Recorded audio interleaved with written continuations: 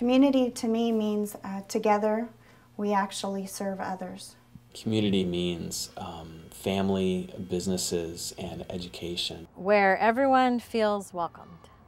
Community means caring about one another, but not just the people, our land, our soil, our water, our buildings. Our sense of community is basically in our hearts.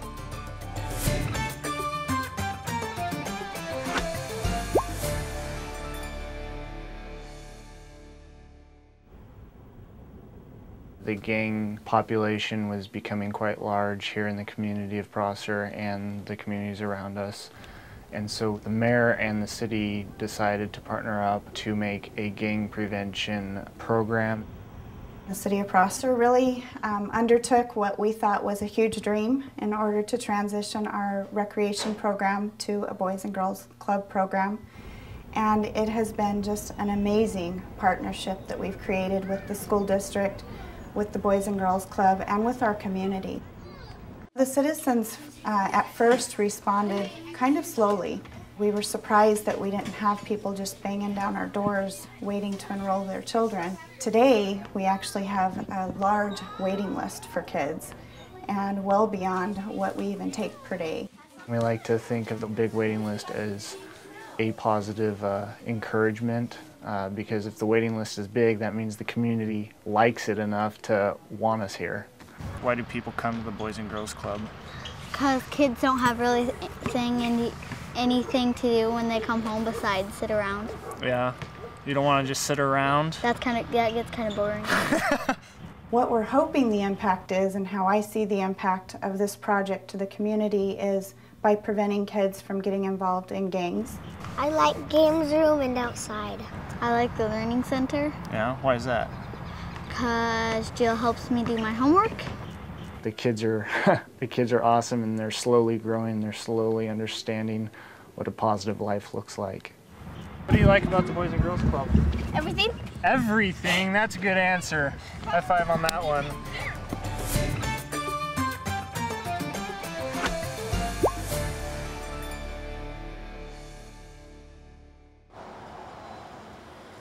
It was a very high-profile job for the city. We had a lot riding on it. We had worked very diligently on getting the new hospital to relocate here. We actually were able to grant land use approval to the hospital, and part of the land use approval was coming up with a traffic mitigation plan. To alleviate the citizen impacts and complaints, we broke this one project into two components to minimize the impacts of the traffic, because we didn't want to have Canterwood shut down, diverted, and then also have the roundabout improvements going on at the same time. We early on made outreach to the Fish and Wildlife, WFDW, as well as the Corps of Engineers. We also worked with the design team and also Department of Transportation, because it was a multi-jurisdictional permitting process. We had wetland impacts by the associated widening of the on and off ramps, and due to that a quarter acre or so of impacts, we had to mitigate that by providing an additional almost 2 acres of improved wetland. Projects combined, the total amount came in well over $1 million under the awarded contract amounts, so a huge substantial savings. Because this project came in on time, within budget, due to the management of City of Gig Harbor and our partnership with them, we are very fortunate indeed, knowing that we are truly a hospital that is just seconds off of Highway 16.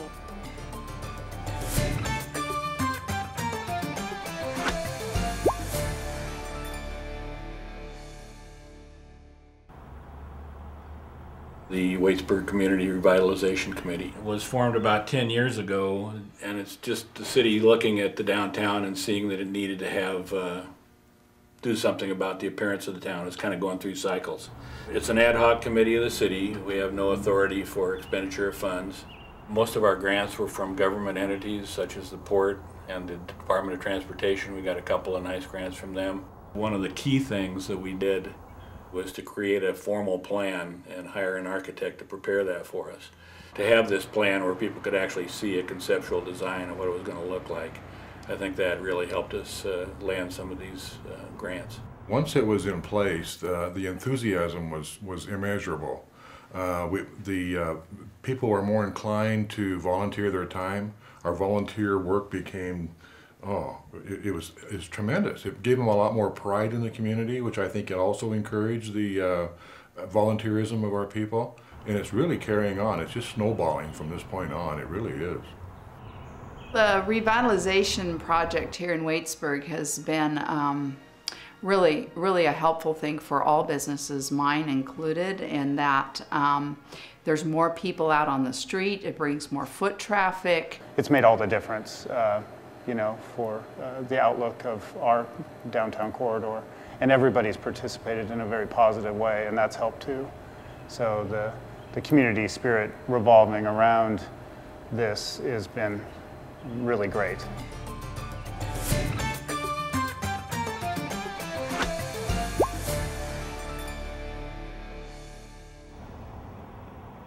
The Renton Film Frenzy was started in 2008, so we're headed into our 4th year.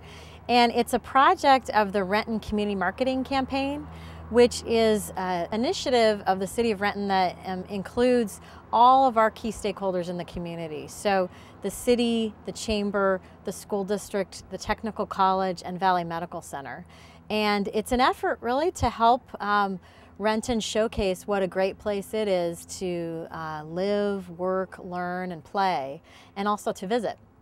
The way the whole competition was set up, the films have to actually be shot right here in our community. So you have from Friday night until Sunday night, 50 hours to make a 4-minute film. The amount of people that showed up for it the very first year was kind of minimal. The second year it got a little bit bigger.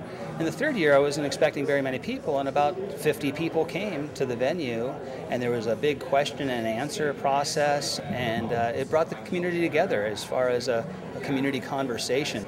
The amount of effort that the city has put in to try to revitalize the downtown core and also do simple little events like this where they bring community leaders together and give them the ball and say, hey, let's do this thing. They've spent time, money, and effort to help synergize our community, and it's actually working. We started working with the Seattle International Film Festival and their Future Wave program, really just to try to tap into the students and the educational element of filmmaking. And it turns out that the relationships we built through their Future Wave program have turned into significant relationships. So Renton this year, in just a few weeks, will be one of the venues for the Seattle International Film Festival.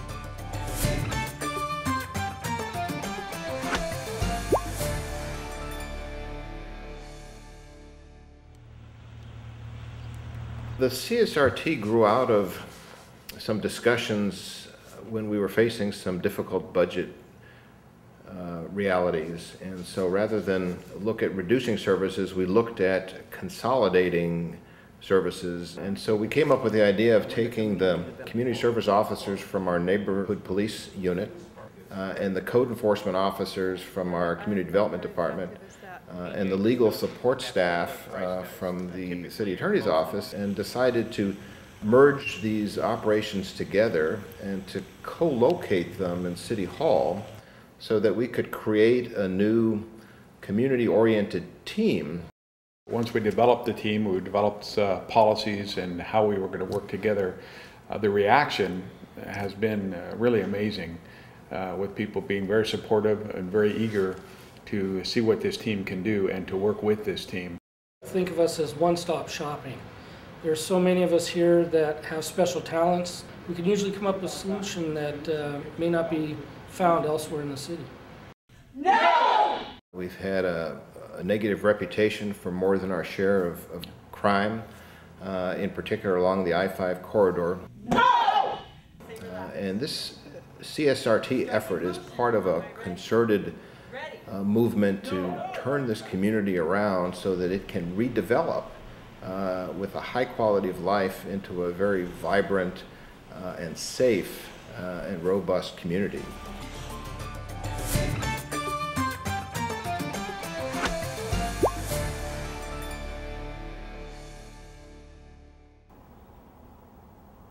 The idea for our revitalization started about 10 years ago with a citizens advisory group on realigning two major state highways that run through our town. And they came up with some principles about expanding our park and creating new spaces for commercial work that really were the foundation of the work that we've done over the last decade.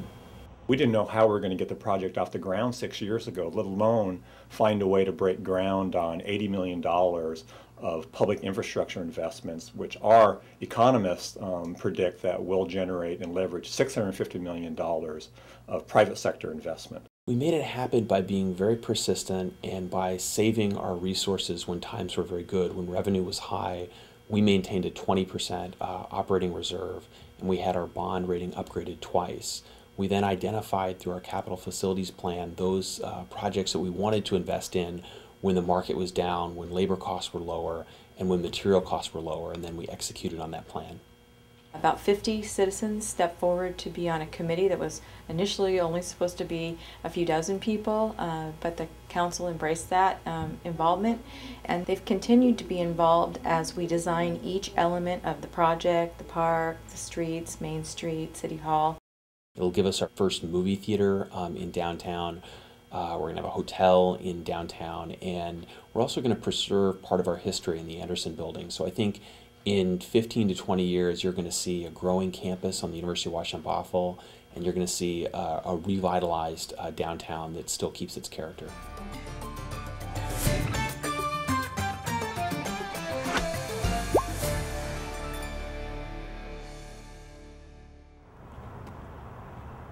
The idea basically came from City Hall. When we built City Hall, we did rain gardens. And of course, that was at the commercial level. So to bring it to the community level for both educational purposes, but then to put it in a neighborhood and get the communities involved, we were just really excited about offering that opportunity to our neighbors. Rain gardens are a stormwater feature. We basically take the runoff from the roofs and put it into a depression that's got amended soils in it that absorbs all the rainwater and infiltrates it into the ground, which is the more natural way of infiltrating stormwater versus allowing the impervious surface to create stormwater runoff and pollution. We're trying to encourage citizens in the city of Puyallup to install these on their own. This is the pilot program to get that education and outreach out there so they're aware of this alternative of treating stormwater. The city of Puyallup is, after today, will have installed 29 rain gardens, and we've done that over the last 2 years, and we've done it all with Department of Ecology grant funding. The way that this program functions is not from people at the city telling people what rain gardens are. It's that neighbors tell neighbors what rain gardens are and how they can care after the community. The citizens have responded overwhelmingly. Number one, definitely about education. They've had the opportunity to go to meetings to understand what rain gardens are, and then basically in some way it's become almost competitive. Which neighborhood gets the opportunity of putting in a rain garden? You can do things at a very basic level that will have a big impact on your city. Look at this, it promotes community. We're out here helping each other. And isn't that what communities are all about?